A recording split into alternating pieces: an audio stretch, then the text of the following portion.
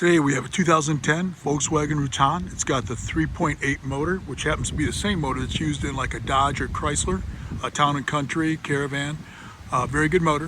What they're saying is they got a coolant leak, they can smell it, and every once in a while it steams under the hood.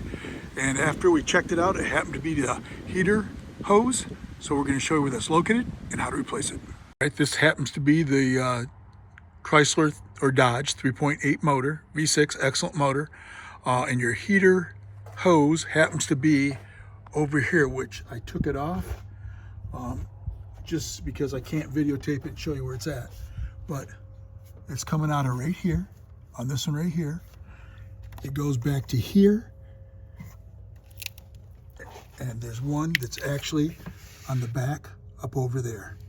So I took that off. And where they leak is this plastic piece right here. This is, I mean, quite common on these 3/8. But as you can see, there was coolant coming out of this right here, leaking out of that, and it wasn't doing bad, but they could see that it was steaming, and they could smell coolant, and it was dripping down. Since it comes out right here, it was dripping down onto this. So they knew they had a leak, they just couldn't see it. But I pumped it up, did a pressure test on it, and I could see it was coming for sure out of there. So what you're gonna do is buy the part. You could cobble something together, but what you do is buy this part right here. This is a dormant part, available Advance, Auto Parts, AutoZone, so on. But you can see it's the exact same thing. But if you do notice that they upgraded, it's made out of aluminum. So you won't have that problem with that plastic cracking and getting brittle after old age.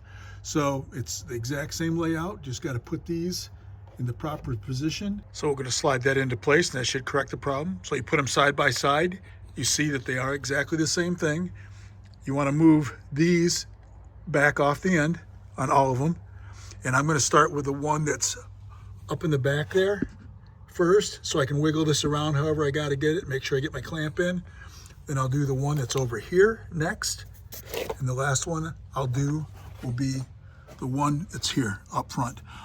You can take your 10s off right here if you want to get more room to get at it. If it makes you feel better, you can take it right out of it if you want, but there's really no need to. So I'm just going to move that out of the way so I can see it better, and I'm ready to install it. That back one on back there, and this is going to be the same basic principle I can show you right there. Put that like that, just slide it down to position. You want to put too much pressure on this. You don't want to crack it or anything, but just put that in position. It's got to stop right there. Make sure that your clamp is where you can get at it nice and easy on both of those. And the last one we're going to put on is this one right here, like that. If you can see that, I don't know, like that, and just slide that on. Okay, and now I'm going to go ahead and get a pair of pliers or whatever you have, needle nose, and then put those into position. You do want to make sure if you go over this or go past that, you will have a leak. So stop just short of that, then put your clamp in place. Now you can see that that one's in place on the back. That one's in place, and this one right here is in place.